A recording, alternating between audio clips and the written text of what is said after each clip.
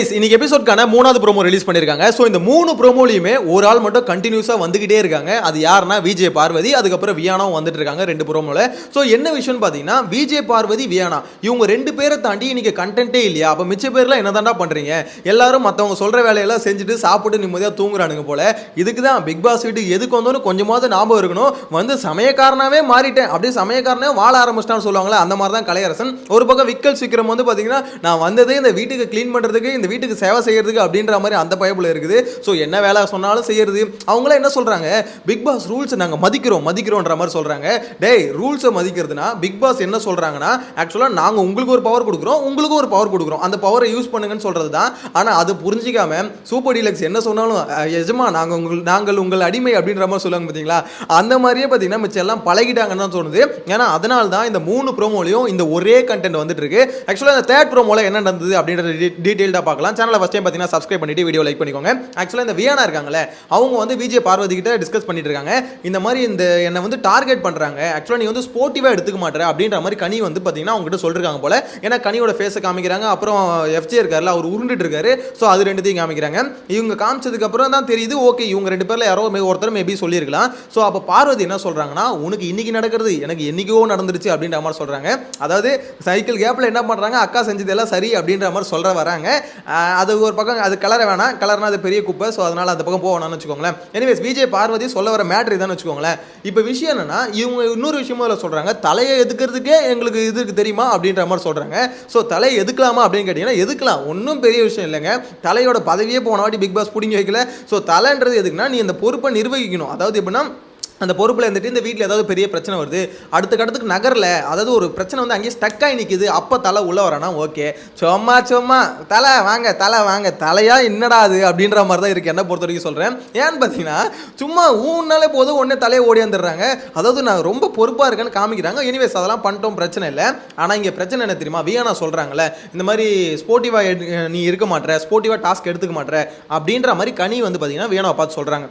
இதெல்லாம் கரெக்டாக தப்பா அப்படின்றது அதுக்கப்புறம் வச்சுருவோம். ஆனால் கனி சொல்கிற பாயிண்ட் வந்து ஸ்போர்ட்டிவாக எடுத்துக்க மாட்டேன்றாங்க. ஆனால் இங்கே விஷயம் என்னென்னு பார்த்தீங்கன்னா கனி ஃபுல் அண்ட் ஃபுல் ஃபேவரட்டிசம் பண்ணுறாங்க அப்படின்னு நம்ம லாஸ்ட் வீடியோவில் சொல்லியிருந்தல. இப்போ லைவில் ஒரு சம்பவம் நடந்து முடிஞ்சுது. ஸோ அதை கேட்டால் உங்களுக்கும் தெரியும் என்னென்னு மேட்டர்னு பார்த்தீங்கன்னா வியானா பெருக்கிட்டு இருந்தாங்க. ஸோ பெருக்கும் போது பார்த்தீங்கன்னா கடைசியாக கொஞ்சம் குப்பை மட்டும் இருக்குது. அப்போ வந்து அதை பெருக்குறாங்க, இந்த மாதிரி வரலன்னு சொல்லிட்டு இருக்காங்க.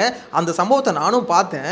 ஆக்சுவலாக பிரச்சனை என்ன தெரியுமா, ஒருத்தவங்க பெருக்கிட்டு இருக்காங்க, சுற்றி 4 பேர் நின்றுக்கிட்டு குறுன்னு பார்த்துக்கிட்டே இருக்காங்க. டே நீங்கள் இப்படியே பார்த்துக்கிட்டே இருந்தா எப்படா ஒருத்தருக்கு அது ஒரு மாதிரி இருக்காது, எப்படி சொல்கிறது, டேய் அதை பண்ணு இதை பண்ணு அது இப்படி எடு அப்படி எடு அப்படின்ற மாதிரி டீச் பண்ணிக்கிட்டு ஒருத்தவங்களுக்கு எனக்கு புரியல. அவங்க அந்த மைண்ட் செட் ஆக்சுவலாக என்னால் புரிஞ்சிக்க முடியுது. அது ரொம்ப ஒரு மாதிரி ஆக்வர்டான ஃபீல் இருக்குது. அவங்க என்ன போட்டாங்க, இல்லை என்னால் முடியாதுன்னு எந்திரிச்சிட்டாங்க. உடனே கனி வந்தாங்க. கனிக்கிட்ட இந்த மாதிரி சொல்கிறாங்க, இல்லை இந்த மாதிரி இத்தனை பேர் வந்து இன்ஸ்ட்ரக்ஷன் கொடுத்துட்டு இருக்காங்க, அது என்னால் அந்த மாதிரி அக்செப்ட் பண்ண முடியல, ஸோ அது வந்து தப்பாக இருக்குது, நான் அதை பண்ண மாட்டேன் அப்படின்ற மாதிரி சொல்கிறாங்க. இன்னொன்று கொஞ்சம் குப்பை தானே இருக்குது, அது மேட் போட்டு மூடிக்கலாம், நாளைக்கு பண்ணிக்கிறேன் அப்படின்ற மாதிரி சொல்கிறாங்கன்னு வச்சுக்கோங்களேன். கனி வந்து என்ன சொல்லணும், இல்லைம்மா அதை வேலை செய்யலாம், செஞ்சு முடிச்சிரு அப்படின்ற மாதிரி ஏதோ ஒன்று சொல்லலாம்னு வச்சுக்கோங்க. அவங்க வந்து என்ன சொல்கிறாங்க, சூப்பர் டீலக்ஸ் தானம்மா, அவங்க சொன்னால் செய்ய தான் வேணும், அப்புறம் அப்படி செய்ய மாட்டேன் இப்படி செய்ய மாட்டேன்னா என்ன அர்த்தம் அப்படின்ற மாதிரி சொல்கிறாங்க. எனக்கு புரியல கனி வந்து ஏன் இப்படி இருக்காங்கன்னு தெரியல. ஆக்சுவலாக அவங்களோட செல்ல பிள்ளைகள் அங்கே இருக்குது, அது எஃப்ஜேவும் சபரி ஸோ ஆதிரை இவங்கெல்லாம் இருக்காங்க, செல்ல பிள்ளைகள் இருக்குது. அதுக்குன்னு செல்ல பிள்ளைகளுக்கோசம் இப்படியா முட்டு கொடுக்குறது. அப்புறம் இன்னொரு மேட்ரு ஒன்று வேணா சொல்கிறாங்க, நாங்கள் கேட்கும் போதெல்லாம் பிரியாணிலாம் செய்கிறதுக்கு வந்து பொருள் இல்லை, பொருள் பத்தாது அப்படின்ற மாதிரிலாம் சொன்ன கனியக்கா இப்போ மட்டும் எப்படி பிரியாணி சூப்பர் டீலக்ஸ்லேருந்து கேட்டால் பிரியாணி செய்கிறதுக்கு ஓகே சொல்கிறாங்க. ஸோ இப்போ என்ன மேட்ருனா அவங்களுக்கு ஃபேவரபிளாக இருக்க பர்சன்ஸ் வந்து இங்கே இருக்காங்க, அதனால அவங்க கேட்கறது எல்லாத்துக்கும் ஓகே சொல்கிறாங்க. அப்போ நாங்கள் கேட்கும் போது மட்டும் பண்ணலன்னா அப்போ நீங்கள் எங்களை என்னவா பார்க்குறீங்க அப்படின்ற மாதிரி வியானா கேட்குறாங்க. ஆக்சுவலாக ஒரு விஷயம் சொல்லவா, வியானாக்கு பிஆர் டீம் இருக்குது, இது எல்லாமே இருக்குது, அதெல்லாம் அக்செப்டட் தான். அதாவது அவங்க பண்ணுறது அப்படி தான், நிறைய கிரிஞ்சாக பண்ணுறாங்க, க்யூட்னு நினச்சி ஓவியா மாதிரி பண்ணுறாங்க, எல்லாம் ஒரு பக்கம் அதெல்லாம் அப்படியே ஓரம் வச்சுட்டு உண்மையிலேயே ஒரு பாயிண்ட்டாக பேசணும்னு வச்சுக்கோங்களேன். வியானா பேசுறதுல பாயிண்ட் இருக்குது. இவனுங்க அன்பு கேங்கு குரூப்பிசம் மார்க்கிங் பண்ணுறது, ஸோ இது எல்லாத்தையும் எக்ஸ்போஸ் பண்ணிட்டு இருக்கு அந்த பொண்ணு அப்படின்ற மாதிரி எனக்கு என்னமோ தோணுது. ஸோ இங்கே வந்து பார்த்தீங்கன்னா விஜய் பார்வதி வியானா எடுக்கிற பாயிண்ட் கரெக்ட். அது வந்து பார்த்தீங்கன்னா அது இவங்களும் கொஞ்சம் மைலேஜ் கொடுத்து புஷ் பண்ணி தூக்கிட்டு போனால் உண்மையிலே சொல்கிறேன் இவங்களுக்கு நேம் வரும். ஆனால் பிரச்சனை என்ன தெரியுமா, விஜய் பார்வதிக்கு வந்து அந்த பாயிண்ட் எல்லாம் இல்லை, தான் என்ன நினைக்கிறேனோ அதை மட்டும் செய்யணும் அப்படின்ற மாதிரி இருக்காங்க. அதனால தான் ஆரம்பத்துலேருந்து இப்போ வரைக்கும் விஜய் பார்வதி அடி வாங்கிட்டு இருக்காங்க. உண்மை தெரியுமா, அவங்க கிட்ட அந்த டேலண்ட் இருக்குது. அதாவது ஒரு பிரச்சனையை வந்து பேசி அடுத்தவனை ஆப்போசிட்டில் இருக்கணும் சாவடிக்கிற டேலண்ட் வந்து விஜய் பார்வதிக்கு இருக்குது. ஸோ அப்படிப்பட்ட டேலண்ட் இருக்குது. இவங்க கரெக்டான பிரச்சனை இப்போ வியானா எடுக்கிறாங்களே அதெல்லாம் கரெக்டான பாயிண்ட். குரூப்பிசம் பண்ணுறீங்க, ஃபுட்டுக்கு ஒரு பார்ஷாலிட்டி பார்க்குறீங்க, அதே மாதிரி எஃப்ஜே வந்து அடிக்கடி சொல்கிறாப்புல நான் போன வாரம் நல்லா தின்னீங்களே வேலை செய்யுங்க இந்த பாயிண்ட்லாம் எடுத்து அடின்னு அடிச்சோன்னு வச்சுக்கோங்களேன், எஃப்ஜே தான் செலுத்து ஓடுறாப்புல. ஸோ அந்த மாதிரி யாராவது பண்ணுறாங்களான்னு பார்த்தா பண்ண மாட்டாங்க. ஏன் பார்வதி இப்படி பண்ணுறீங்க அப்படின்ற மாதிரி தான் எனக்கே கேட்க தோணுது.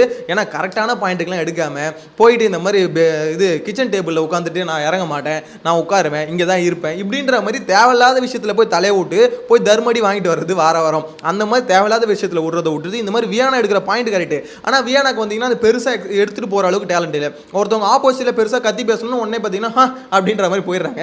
அது எப்படிங்க வேலைக்கு ஆகும்? ஒரு பாயிண்ட் எடுக்கிறீங்க, கரெக்டான பாயிண்ட் அப்படின்னும் போது எடுத்து பேசணும், பெருசாக பேசணும். இங்கே கனி வந்து என்ன பண்ணுறாங்க, ஒரு தலைன்ற மாதிரி நாட்டாம பண்ண வராங்களே, அவங்கள வந்து ஆஃப் பண்ணி அனுப்பிச்சிடணும். ஏங்க நீங்கள் வந்து பார்ஷியலாக பண்ணுறீங்க, அது வியானா சொல்லிட்டாங்க, நீங்கள் வந்து பார்த்தீங்கன்னா அவங்களுக்கு ஃபேவரபுளாக பேசுறீங்க அப்படின்னு நம்ம சொல்லிட்டாங்கன்னு வச்சுக்கோங்களேன். இருந்தாலும் இப்போ திருப்பி அந்த சம்பவம் நடக்கும்போது இந்த மாதிரி நீங்கள் வந்தது எதுக்கு, இந்த பிரச்சனை ஒன்று நடக்குது, இது இதுவாகிடுச்சு அப்படின்ற மாதிரி நான் சொல்கிறேன். இத்தனை பேர் வந்து ஒரு மாதிரி பார்க்குறாங்க, அது ஒரு மாதிரி அன்கம்ஃபர்டபுளாக இருக்குது அப்படின்னும் போது அவங்ககிட்ட சொல்லணும், யாராவது ஒருத்தர் இருந்து பாருங்கள், சுற்றி இத்தனை பேர் பார்க்காதீங்க, அது பெருக்கிறவங்களுக்கு ஒரு மாதிரி இருக்கும் அப்படின்ற மாதிரி சொல்லணும்ல.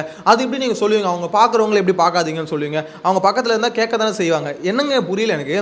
நீங்கள் வந்து அங்கே வந்து நடுவில் வந்து நடுவராக இருக்க வந்தீங்களா இல்லை ஒன் சைடில் இருக்க வந்தீங்களா அப்படின்ற கேள்வி இருக்குல்ல, அதுதான் சுற்றி எழும்பிட்டு இருக்கு. ஆக்சுவலாக வியானா இந்த சூப்பர் டீலக்ஸ் பிரச்சனை இல்லை, யார் அடி வாங்க போகிறாங்களோ இல்லையோ கனி அவங்க தான் தர்மடி வாங்க போறாங்க அப்படின்ற மாதிரி எனக்கு ஸ்டார்டிங்லேருந்து தோணிக்கிட்டே இருக்கு. அதனால தான் போன வீடியோ கூட போட்டிருந்தேன், கனி வந்து வசமாக சிக்க போறாங்க அப்படின்ற மாதிரி. ஆக்சுவலாக விஷயம் என்னன்னு பார்த்தீங்கன்னா, எனக்கு தெரிஞ்சு வியானோட கேம் பிளே கொஞ்சம் இம்ப்ரூவ் ஆயிருக்கு. ஆனால் அது பயங்கரமாக இம்ப்ரூவ் ஆயிருக்கான்னு கேட்டால் இல்லை. ஆனால் ஓரளவுக்கு பாயிண்ட் நல்லா வைக்கிறாங்க, அது நெக்ஸ்ட் லெவலுக்கு கொண்டு போக மாட்டாங்க. அவங்க வந்து என்ன பண்ணணும் தெரியுமா, அவங்களுக்குன்னு ஒரு டீமை வந்து செட் பண்ணியே ஆகணும், வேற வழியே இல்லை. ஏன்னா ஆப்போசிட்ல டீம் வந்து வலுவாக இருக்கு.